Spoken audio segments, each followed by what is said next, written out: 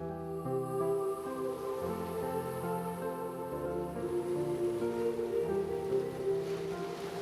was 16 years old, and I was traveling with my father and my brother had his little boy, 3 years old, and we were traveling to go to Scotland.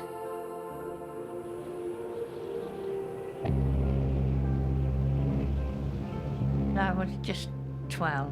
And we were going up the gangplank, Dad said to me, bend your knees, because I was very tall, and then you look smaller, and you look younger. So I got through half price. All I could see was a great big monster ship. It looked a monster. Well, it was a monster.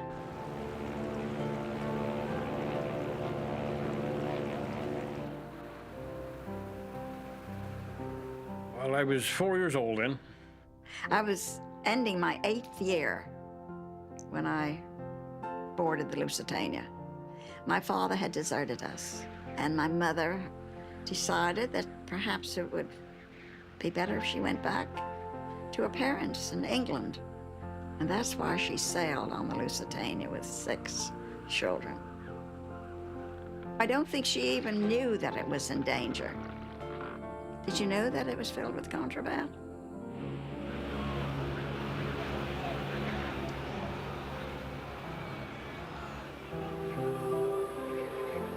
Well, there's been some cover-up about that Lusitania. It was really murder, really. She left New York on May 1st, 1915, bound for Liverpool, one of the biggest and fastest ocean liners in the world.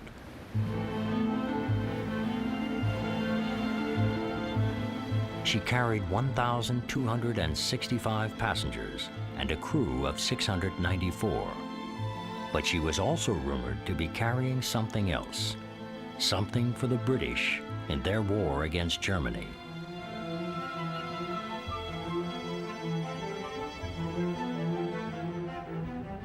On May 7th, she reached the southern coast of Ireland.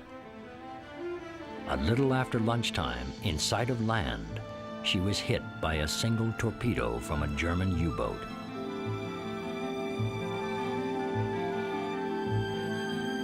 Moments later, she was rocked by a second, much larger explosion.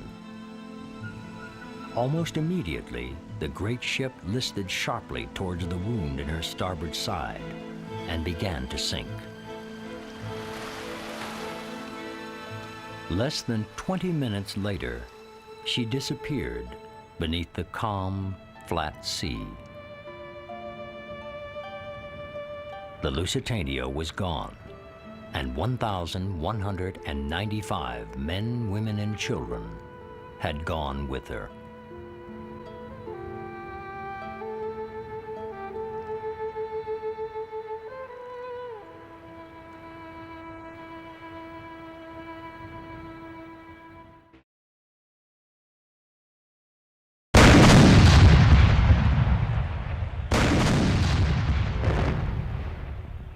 The seeds of the controversy were planted in the constantly shifting tactics of the First World War.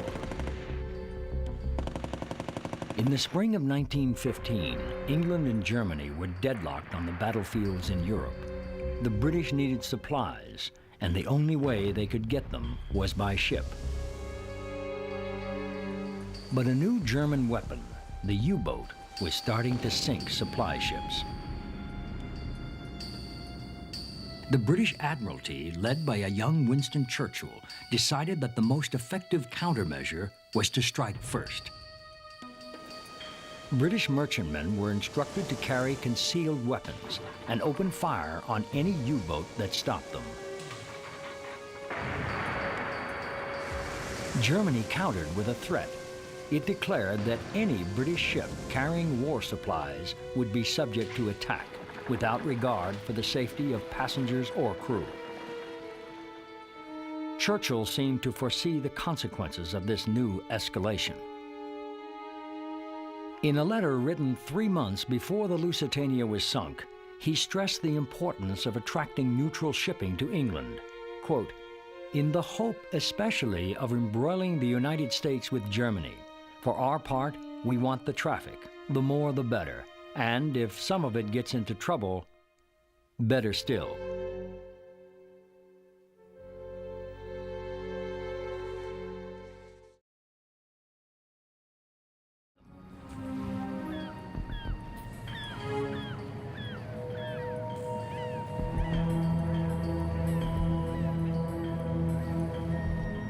The Irish Channel, 13 miles south of the lighthouse at Old Kinsale. Bob Ballard's research vessel is anchored directly over the spot where the Lusitania sank.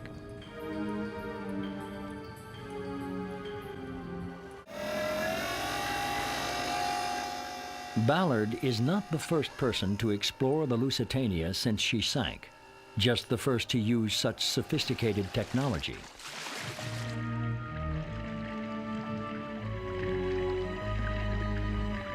In the 1960s, an American diver named John Light claimed to have found evidence that the Lusitania was destroyed when her own cargo exploded, and that the British government tried to cover it up. He was obsessed with the idea, and many people believed him. Light made a series of dives that pushed the primitive technology of that time to the limit.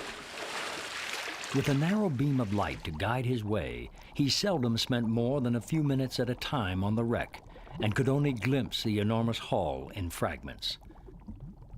But he did find something, what he described as a huge gaping hole in the Lusitania's bow on the port side, directly opposite from where the torpedo struck. The way the explosion is, the way the ship is torn up here, indicates a very, very strong internal explosion. I don't think you could possibly say that it was only from a torpedo striking the ship.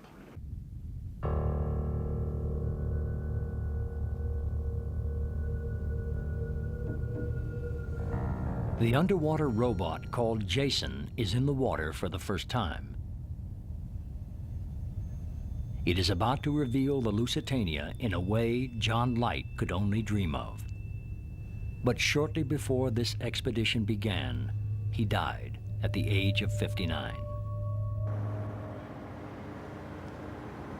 Ballard is hoping to confirm Light's discovery with irrefutable photographic evidence that something in the Lusitania's forward magazine exploded. Okay, there's the side of the ship. We're gonna rise up. 10 meters to the Today, the Lusitania lies in about 300 feet of water on her starboard side, the side where the torpedo struck. vehicle, please. 10. Dia, 10 meters west of Jason. There's the top already, Will. It's not far up. Good job, Willie. All right, you popping pictures, team?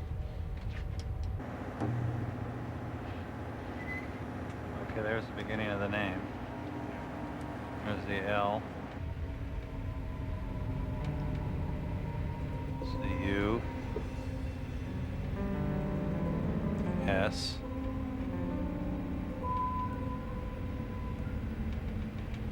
There's the I. T. A. N. I. A. There she is.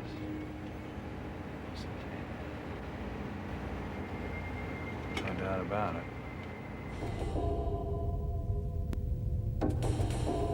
When the ghostly image of the bow appears in Jason's cameras, it seems to be intact. Seems like I need to come left. But as Jason moves slowly over the exposed port side, more and more damage becomes apparent. 75 years of winter tides and corrosion have taken their toll. In one place it was definitely bowed out, but it looks like someone took a pair of scissors. Yeah, I see all that. Yeah, it's a mess.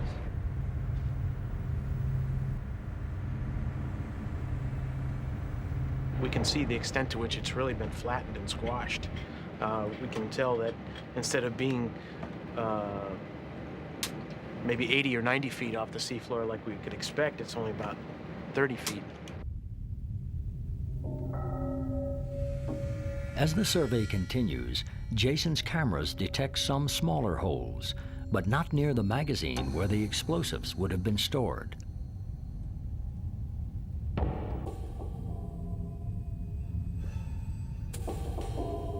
At the very bottom of the bow, a large section of the ship is missing, but the damage is well forward of the magazine.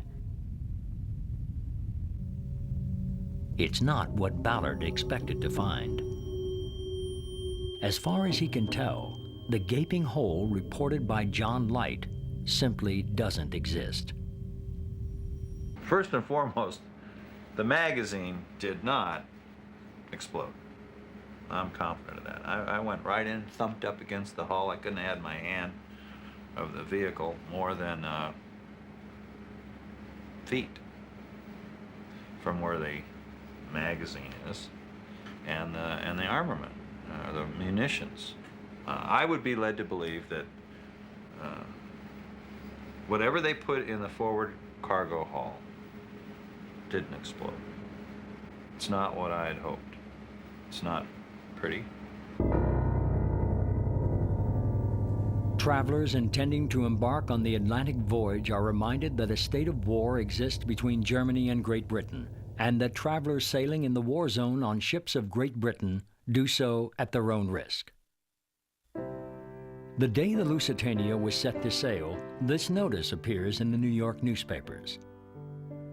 Believing that the Lusitania is too big and too fast to be threatened by a submarine, the Cunard Line makes no attempt to alert passengers of the German warning. 9-year-old Edith Williams was traveling with her mother and 5 brothers and sisters. No, I don't think she even knew that it was in danger. If she did, she certainly kept it quiet. No, we never knew anything about it. No.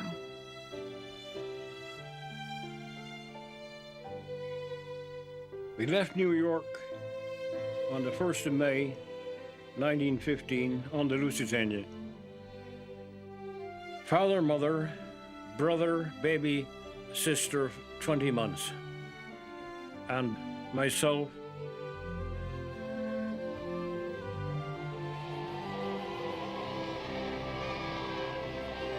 Each time the Lusitania sails from New York, it is a glittering social event. On this voyage, bystanders might have caught a glimpse of millionaire Alfred Vanderbilt or theater impresario Charles Frohman, who once introduced a play called Peter Pan to American audiences. Well, I remembered the band playing and people waving flags and at the docks as if it happened yesterday. You know, all this, it's all excitement. You know, this little girl who'd never seen anything like that in her life. Now it just was great. It was beautiful. On a dockside swarming with German spies, the Lusitania's cargo holds are loaded with last-minute provisions, including a few hundred cases of bullets and shrapnel shells hidden among barrels of cheese.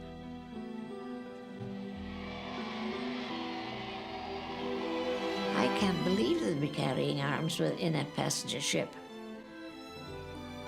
because it was the largest ship then, and it was all wealthy people going back and forwards from Britain to America, you see. They should have been very careful about that sort of thing. But they were not very careful. As far as the German government is concerned, the Lusitania is a legitimate target of war. But for her passengers, that war is still a week and an ocean away.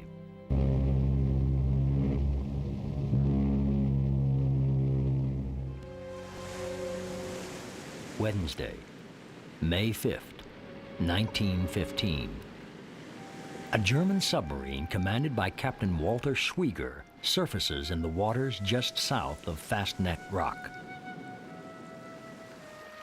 U-Boat 20 left Germany the day before the Lusitania sailed and has made her way around the west coast of Ireland. Like the Lusitania, she's also bound for Liverpool.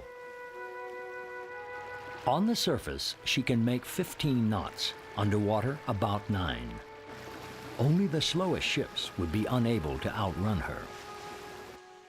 Her crew takes any chance they can to escape the cold, stinking interior of their ship.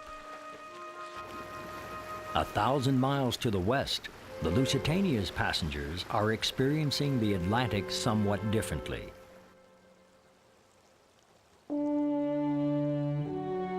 She is 785 feet long and 88 feet wide midway between bow and stern. She has 7 decks towering above the waterline and 3 more below.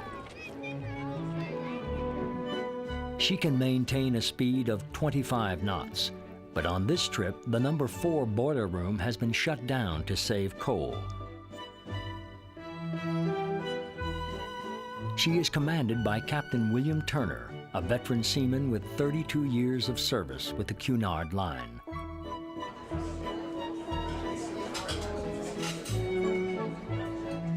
Her 4 dining rooms can serve over 10,000 meals a day, and her first-class kitchen rivals the best in Europe.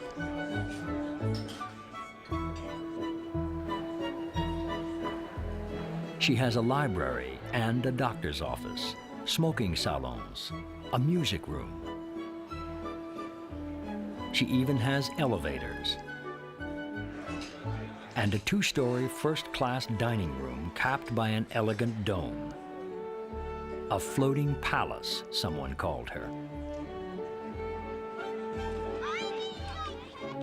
But for 9-year-old Edith Williams, the Lusitania is a floating playground. I walked a lot. On board on ship, I was in a new world.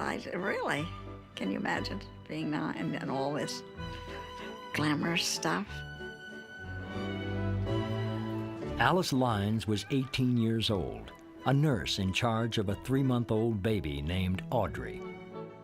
It was just a gorgeous ship. It's like traveling in a hotel. We had dances, we had lovely meals.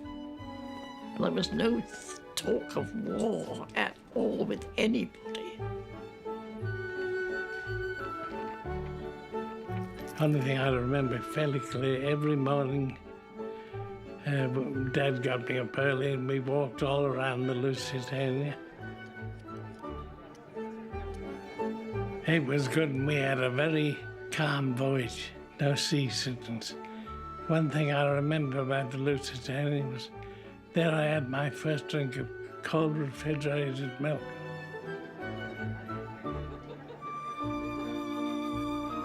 Every day was a dream. It was something, how beautiful, because we lived, very poorly. We were poor, hungry. And to find something like this, it was, can you want to explain it really?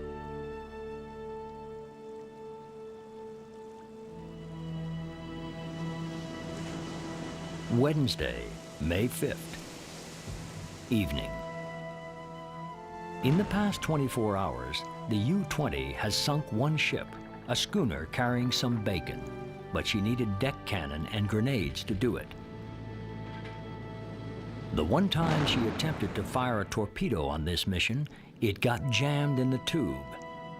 Now she will have a second chance. At 8:30 that evening, Captain Schwieger spots a steamer through the fog. The U-20 fires 1 torpedo at point-blank range. This time it clears the tube, but doesn't explode.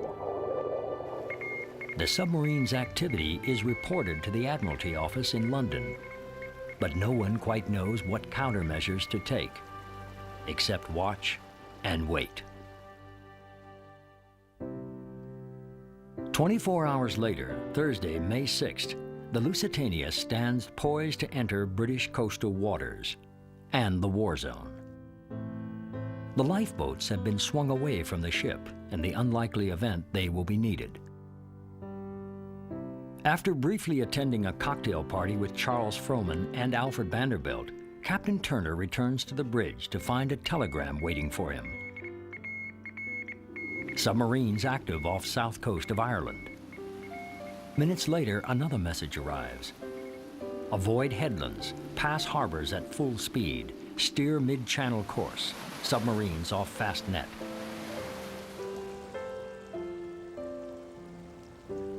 Captain Turner orders the curtains drawn in all staterooms and passes the word that gentlemen wishing to smoke an after-dinner cigar should not do so on deck.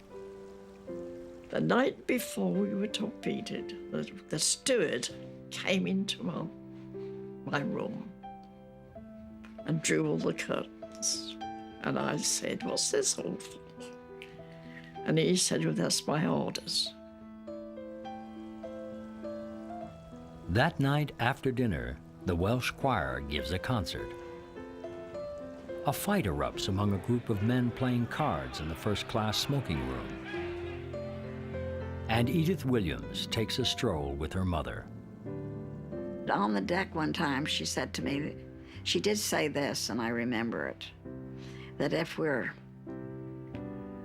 to be drowned, let us hope that we'll all be drowned or all saved, something to that, probably in prayer, she said it. That's all I remember about my mother. And below decks, the endless movement of wheelbarrows from the coal bunkers continues until they are empty of nearly everything but dust. A few hundred miles away, Captain Schwieger congratulates his crew for the 2 cargo ships they have sunk that day and plays a record by Wagner on the ship's gramophone. Then he makes a decision that will change history. Instead of continuing on to Liverpool, he will cruise the Irish Channel with his remaining 3 torpedoes.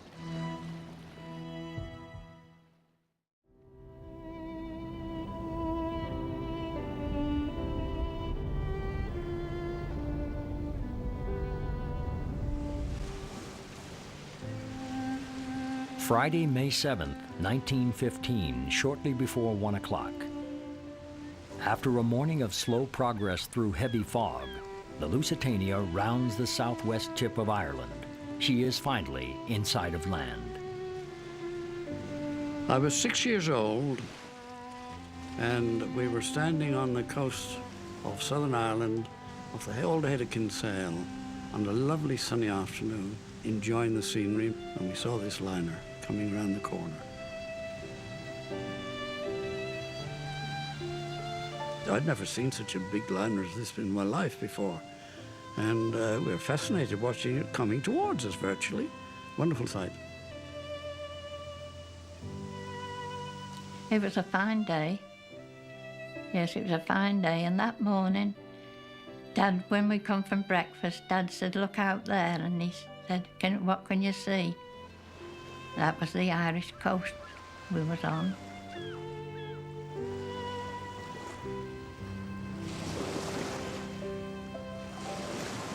About 15 miles away, U-boat 20 is running on the surface when a lookout spots 4 funnels on the horizon. Though he has no hope of catching this unidentified liner, Captain Schwieger gives the order to submerge. At almost the same moment on the bridge of the Lusitania, Captain Turner orders a turn to starboard toward Liverpool and puts his ship directly in the path of the onrushing submarine. Captain Schwieger cannot believe his luck.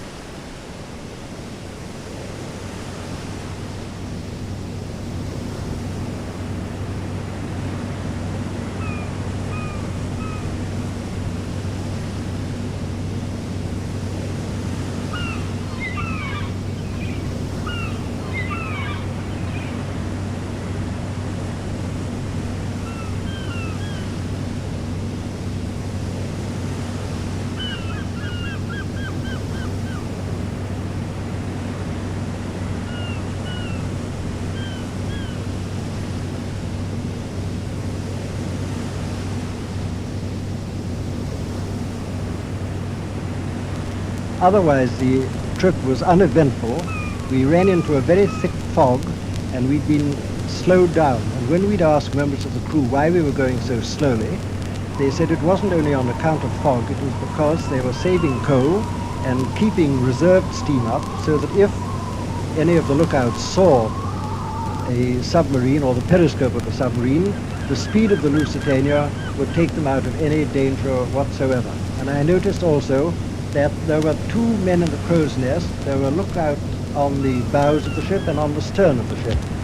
And there was a good deal of excitement. I noticed that people had been sleeping that last night in the lounges. They were picking up their blankets and pillows and that sort of thing and going downstairs, I presume, to dress.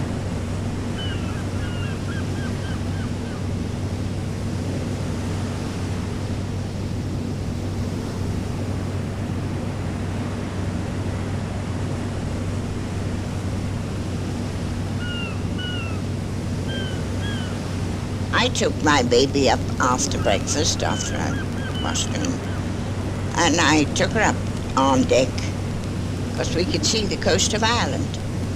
I said, that's the place where your mummy was born.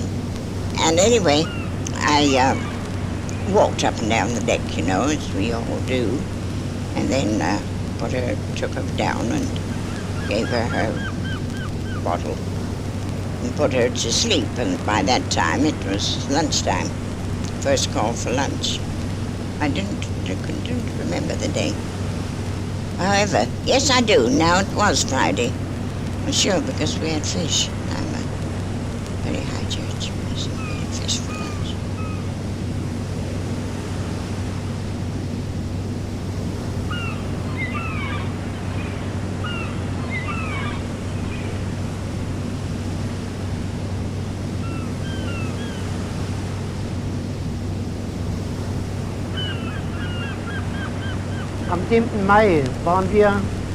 On the morning of the 7th of May, we were at the south exit of the English Channel off Trevor's Head, after a successful run from Dover-Calais entrance to the Channel. At mid-morning, around 11 o'clock, we were off the south coast of Ireland, near Galley Head. It was very foggy, and we were in a shipping line, heavily used by ships. We were traveling underwater at a depth of 20 meters for fear of being rammed. We heard the noise of powerful propellers above us. The boat started to roll heavily. After a short time, we came to 0 depths. We saw that it was a big warship. Apparently it was a battleship, an English battleship, moving away from us. Commander Schwieger cursed that we should have missed such a prize. As the fog now disappeared, we surfaced and continued above water. At 1 o'clock, from a distant, far layer of haze, a large ship came towards us, holding course on us. She had 2 masts and 4 smokestacks. We were given the alarm to submerge. We made an attack, but the ship zigzagged and evaded us. She had not seen us, but carried out her evasive tactics. This was the usual zigzag course.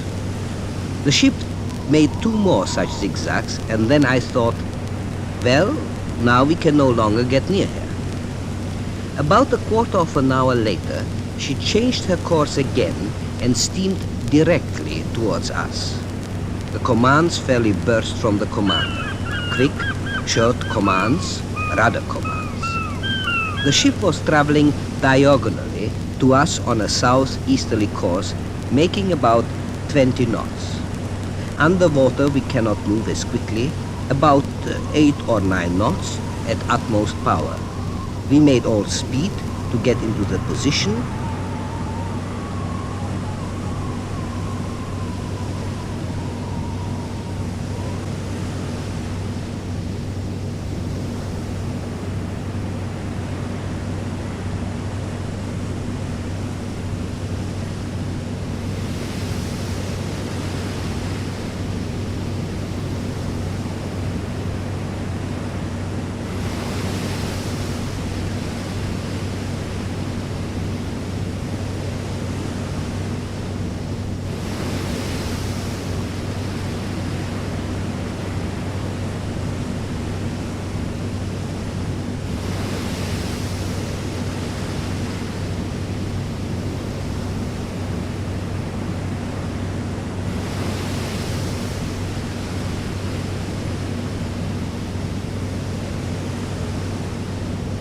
I went down to an early lunch, and then I went up to what was known then as the Palm Lounge. And I was sitting there having a cigarette and coffee when I met a man whose name was Foster Stackhouse. And I'd been told that he'd been on some secret mission for the British government. I don't know what he'd been doing. And I was just chatting to him as a young man, trying to find out what he thought about were the chances of being torpedoed.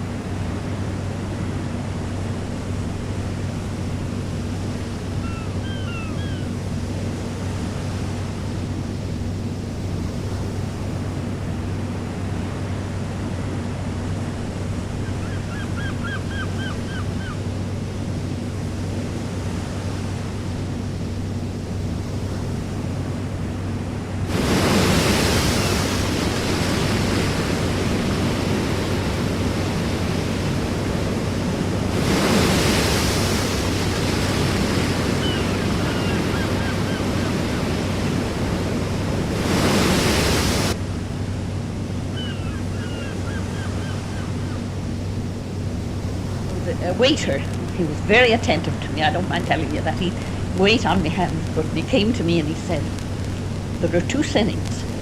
Some of these people don't know how to eat. He said, the tablecloth then it gets very dirty. He said, you come in the first setting. I was on the second. Come in the first setting. He said, everything will be fresh. And I thought it over and I said, no, because I'd have to be up earlier with the baby in the morning. The day the boat went down, that steward came to me and he said to me, Mrs. Cox, it's hash, but there's a pork chop 20 minutes to prepare and I just ordered one for you. And he laid it in front of me and I can see this crumbed chop, just laid in front of me. And the dessert was pears and blancmange because I saw the next person.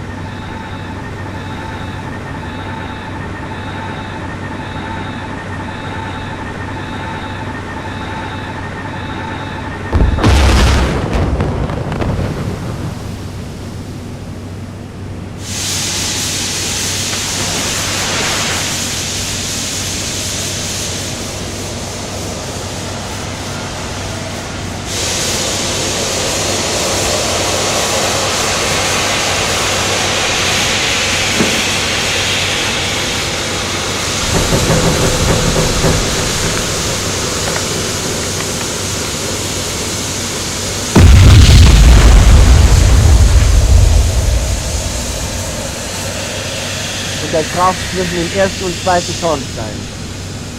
Als die Detonation vorüber war, die It Torpedodetonation, hit das war between so the ein first kleiner and the Klapp. second thump. When the detonation was over, the torpedo detonation was only a small explosion, but the second detonation had a monstrous effect. The light switches flew out of our boat, she started to rock heavily and to roll.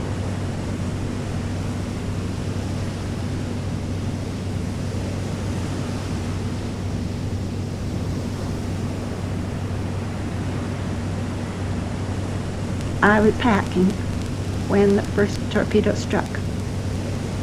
And of course, that was a tremendous blow on the boat. It vibrated the whole boat, you know.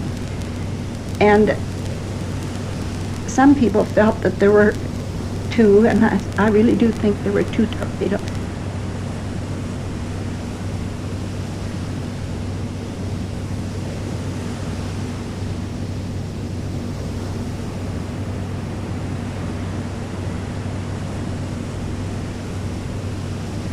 The ship started to shake and shudder. So I picked up my baby and I started to go upstairs. But the stewards came out and told me that not to be in any hurry, there was lots of time. So I went and sat at the table. The ship gave another lurch and everything was thrown all over the place. We were thrown over off our chairs and onto the floor. It seemed as if the whole dining room, all the china came in on top of us. That's the feeling. And then the stewards rushed to close the windows, the portholes, you know. I went over to one of the stewards and I had the baby. You know, a lot of explosions going on. And I said to him, tell me what to do, and whatever you tell me, I'll do it. And he said, get upstairs. Get upstairs as quick as you can. Oh, it was a terrible big day. Everyone was just beating everything.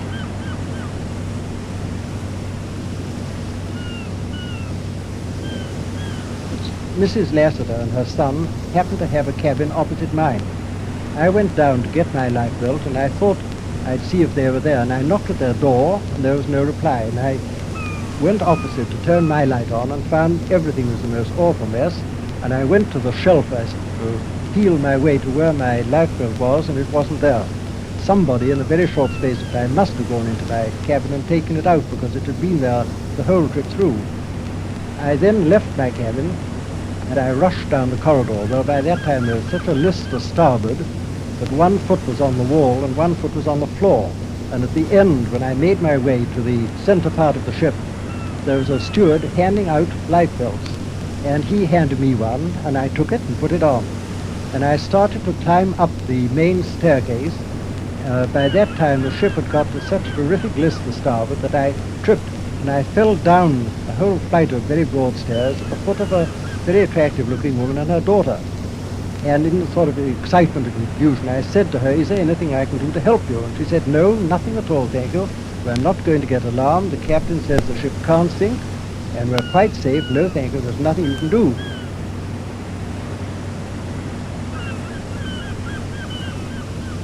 Mr. Taylor had gone upstairs and he came down and he come into the cabin. He says, well, we're hit.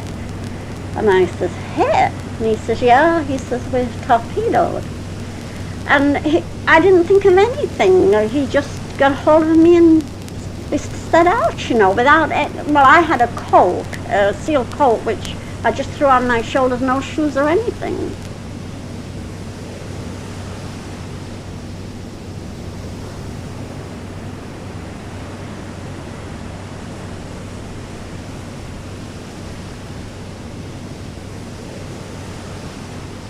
Just had lunch and was sitting down playing solitaire in the lounge when the ship was hit. I went out onto the back deck and you could see the wake of the torpedo.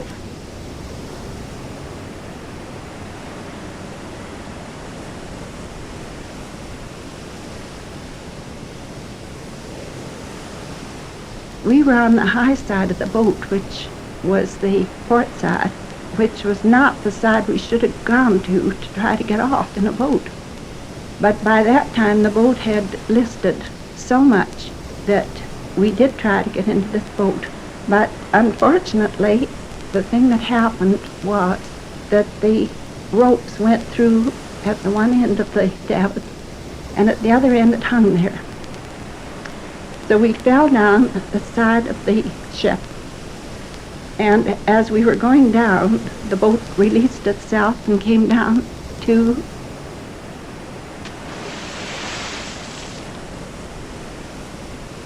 me and another bunch of fellas, we were playing poker in the saloon and having a few drinks of whiskey, and we heard a shot, and somebody says the ship is sunk, but we were so interested in our game that we couldn't quit. So we played for about 10 minutes after the ship was hit.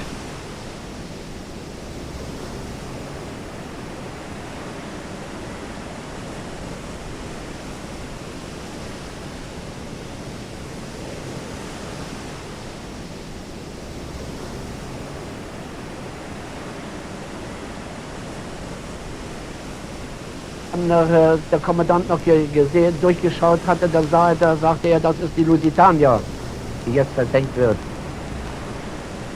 Und wer noch einmal durchschauen will, der kann sich das ansehen noch.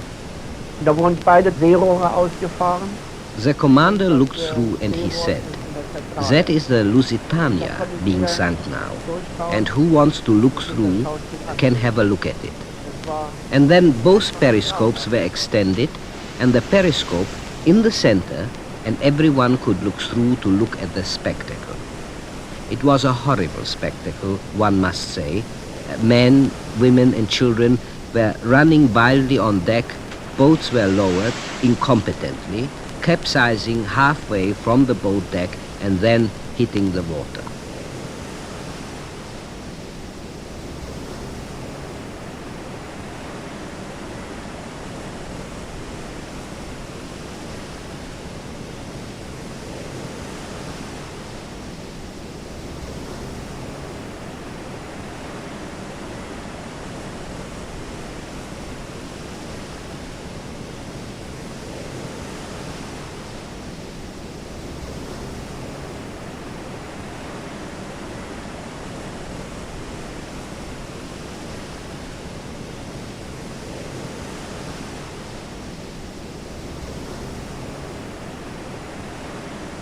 Well, I thought I'd better go down and get my life preserver, which I did, which was taking a chance.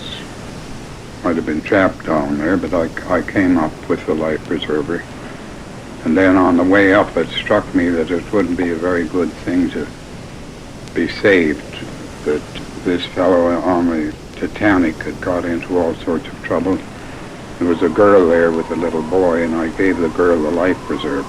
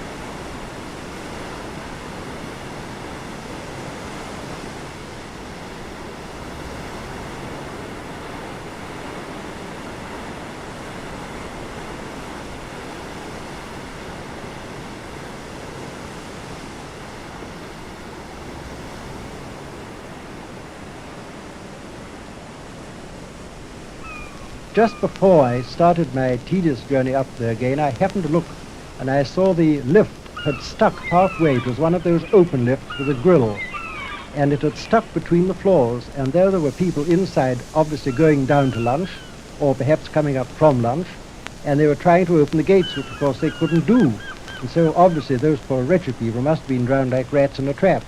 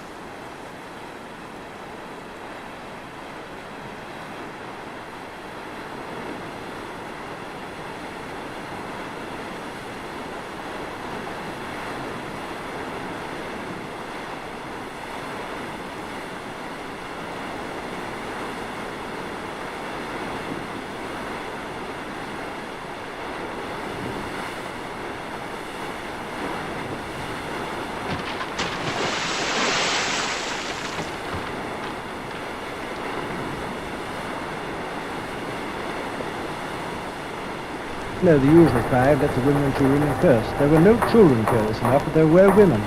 And Lassiter and I helped his mother into it. The boat was almost filled when the captain appeared on the bridge for the first time. And his exact words were, "Don't lower the boats, don't lower the boats, the ship is all right, she can't sink." And then he said in an appealing way, "Will the gentleman kindly assist me in getting the women and children out of the boats and off the upper deck?" Lassiter and I helped his mother out, and we helped all the other women out. When the boat was empty, I happened to look right down the boat deck, and I saw that the bow of the ship was just beginning to submerge. The water had come right up to the depth level of the bow. And I said to Lassiter and his mother, I said, "This ship is going to sink. The only thing to do is to jump."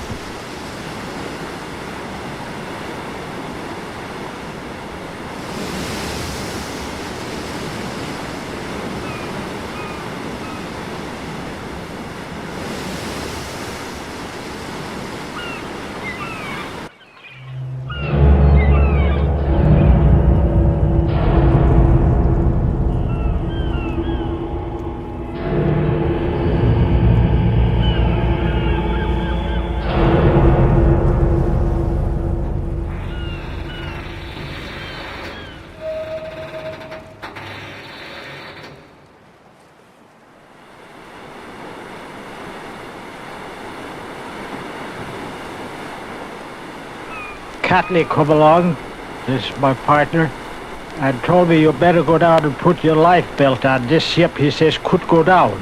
And so I said, all right, and I went down into my room to get my life belt, and when I come back up to the saloon where we were sitting, there was nobody there but the bartender. And the ship was leaning so bad at the time until you couldn't hardly stand up. And I remember that didn't have no cash registers, and that ship, the drawer where they put in the money, that fell out, and I walked right over the body, but I didn't have time to pick any of it up.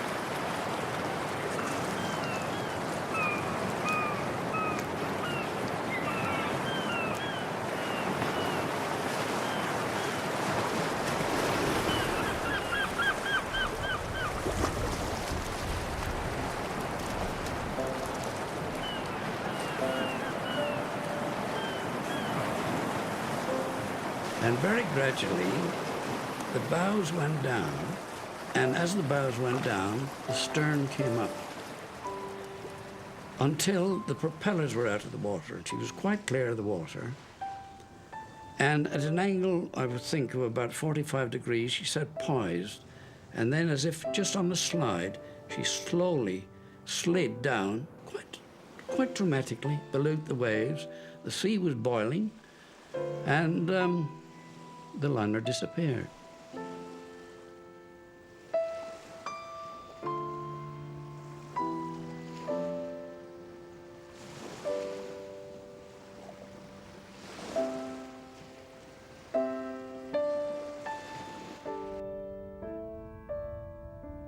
"300 feet below the surface, the great ship came to rest.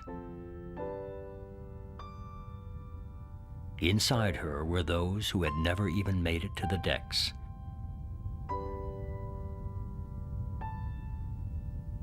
When the power failed and plunged the ship into darkness, they were trapped in the boiler rooms, the cargo holds, the second-class cabins, the first-class elevators.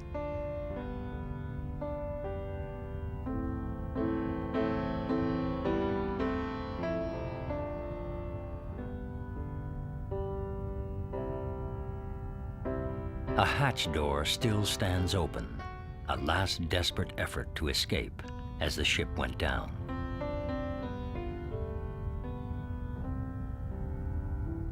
Off to one side, part of a woman's shoe.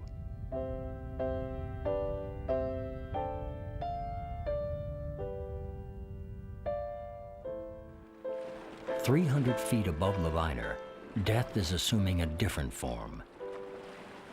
Scattered in a great swath that runs for a mile, those who survive the sinking itself are beginning to die from exposure in the frigid sea." When I came up, there was nothing in sight at all. The boat was disappeared, and all I could see was heads bobbing up and down, and chairs, tables, and things like that, and people calling out. And these two men were on a lifeboat upside down, two of them, and they dragged me on with them. I know I was in the water and crying and being picked up. Just think there were only 7 lifeboats, but they grabbed me. And it was Mr. Hook that pulled me out. Dad, he pulled her by the hair and got her into the boat. I didn't see the Lusitania go down, but I seen this row of people moaning, and it was like a half a circle of people moaning in the water. There was just a moan, a constant moan, and it gradually got less and less.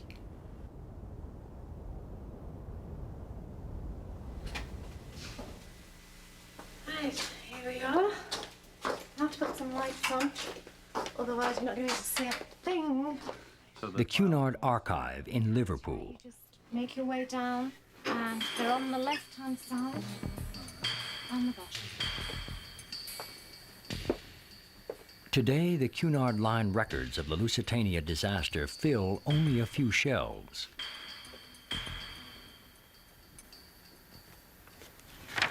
In the haste to find answers and assign blame, the human stories have been largely forgotten.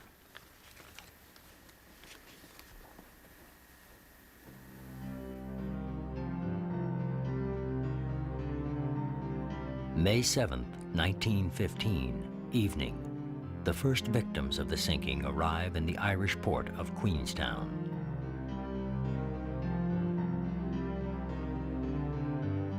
By the following morning, the Lusitania has made headlines everywhere around the globe.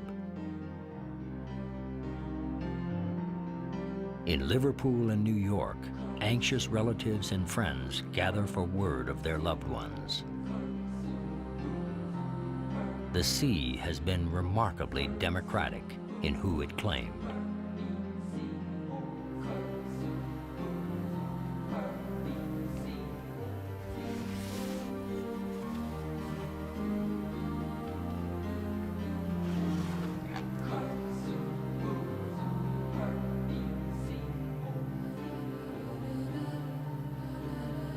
We lost a little sister,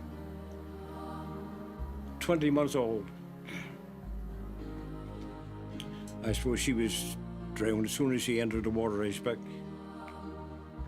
There wasn't much chance of a little girl like that, was it? Gradually, the dimensions of the disaster become apparent. Of the 1,959 people aboard the ship, there are only 764 survivors. The Cunard Line offers a cash reward for the bodies that have started to float ashore as far away as Wales.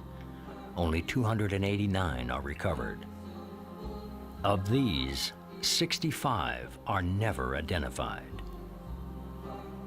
There were just rows and rows of people who had been taken out of the sea who were dead. I went over quite a number, and then I saw my father's body. And that was that. I didn't do any more after that.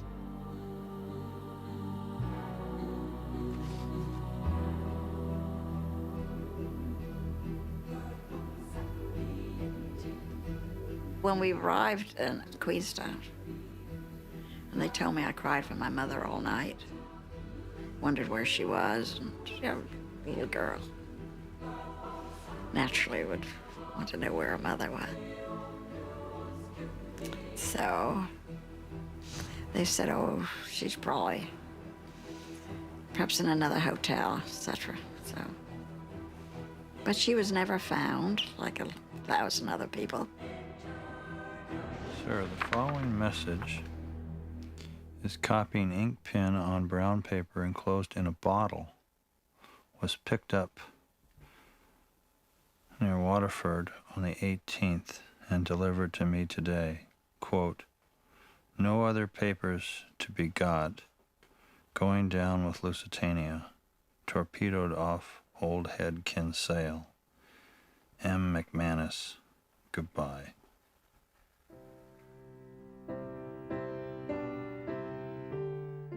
In the weeks to come, Great Britain will deny that the Lusitania was carrying arms and set up an official inquiry, which will promptly blame Germany for the disaster. Winston Churchill would talk of resigning, but end up leading his nation to victory in another war against Germany 30 years later. The German people will welcome the crew of U-Boat 20 like heroes when they return home.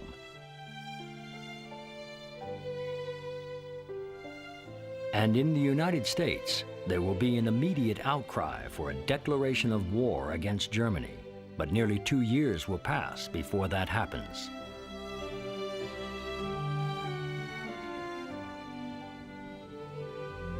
When you have a disaster like this where so many truly innocent people, I mean, they were innocent, children, women, people from neutral countries, had absolutely nothing to do with the war, died. You always want to say, well, who's to blame? Who do we pin this on? And from what I can see, everyone was to blame. It was not a good performance on the part of the human race.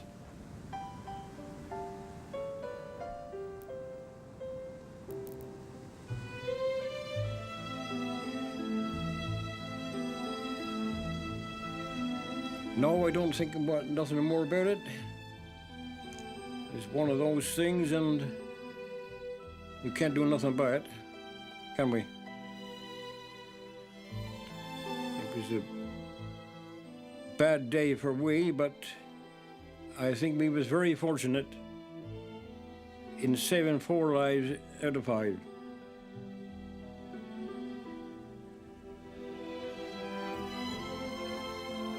And we didn't talk about it.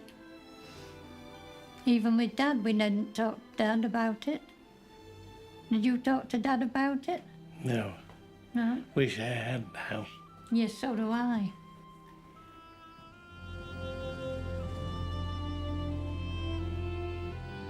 Oh, yes, this is my baby. That's right.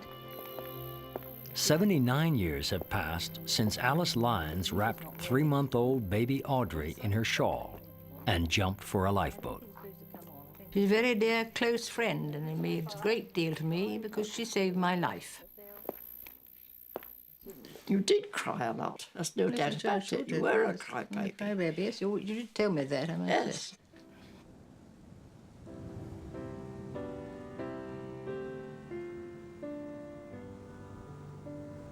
But as a 6-year-old boy, it was something that would stick in my mind, as it has done, for the rest of my life. And although time fades and the little grey cells get worn out, I can still sit here now and see that liner just sliding beneath the waves.